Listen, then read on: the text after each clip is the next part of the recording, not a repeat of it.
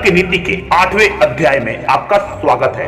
इस अध्याय के प्रथम श्लोक में चाणक्य सम्मान का महत्व बताते हुए लिखते हैं कि नीच वर्ग के लोग दौलत चाहते हैं, मध्यम वर्ग के लोग दौलत और इज्जत दोनों चाहते हैं, लेकिन उच्च वर्ग के लोग केवल सम्मान चाहते हैं, क्योंकि सम्मान ही उच्च वर्ग के लोगों की असली दौलत होती है।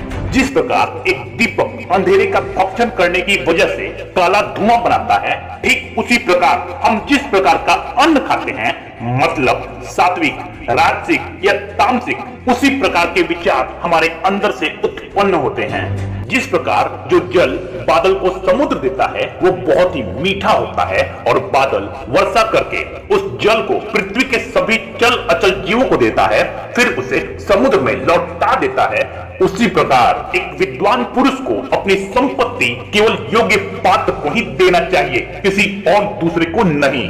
आगे चाणक्य लिखते हैं कि शमशान में चिता का धुआं शरीर पर आने के बाद, शरीर पर मालिश करने के बाद, संभोग करने के पश्चात और दाढ़ी बनाने के बाद जब तक व्यक्ति नहा नहीं लेता वो चंडाल रहता है।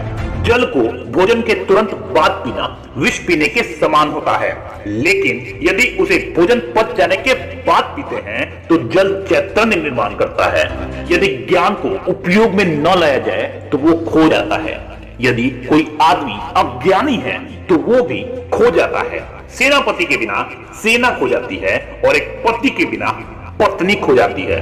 अगले श्लोक में अभागे व्यक्तियों के बारे में बताते हुए चाणक्य कहते हैं कि वो व्यक्ति अभागा होता है जो बुढ़ापे में अपनी पत्नी की मृत्यु को देखता है। वो व्यक्ति जो खाने के लिए किसी दूसरे पर निर्भर होता है वो भी अभागा होता है, और वो व्यक्ति भी अभागा है जो अपनी संपत्ति को संबंधियों को सौंप देता है। क्रोध साक्षात यम है, तृष्णा नरक की ओर ले जाने वाली वैतरणी है, ज्ञान कामधेनु है और संतोष नंदन वन है।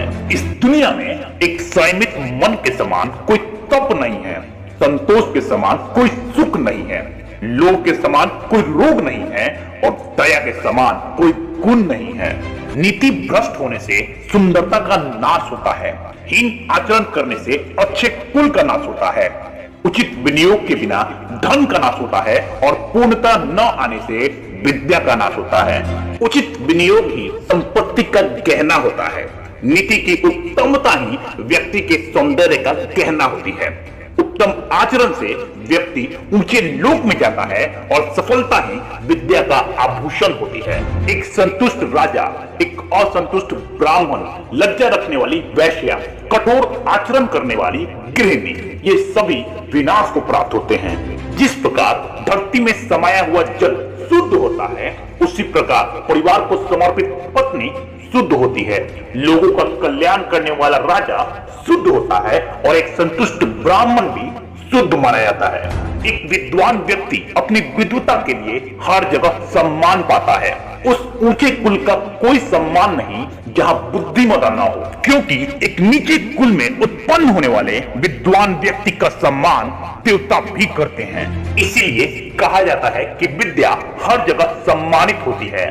इसीलिए जो लोग दिखने में सुंदर हैं, जवान हैं और ऊंचे कुल में पैदा हुए हैं वो बेकार हैं यदि उनके पास विद्या नहीं है। वो सभी पलाश के उस फूल के समान हैं जो दिखते तो अच्छे हैं पर महकते नहीं। अपने अंतिम श्लोक में चाणक्य यज्ञ की महिमा को बताते हुए कहते हैं कि उस यज्ञ के समान कोई शत्रु नहीं जिसके उपरांत लोगों को भोजन न कराया जाए। ऐसा यज्ञ राज्यों को खत्म कर देता है। चाणक्य कहते हैं कि यदि पुरोहित यज्ञ में ठीक से उच्चारण नहीं करता है तो यज्ञ उसको खत्म कर देता है, और यदि यजमान लोगों को दान और भेंट नहीं देता है तो वो भी इस यज्ञ के द्वारा खत्म हो जाता है।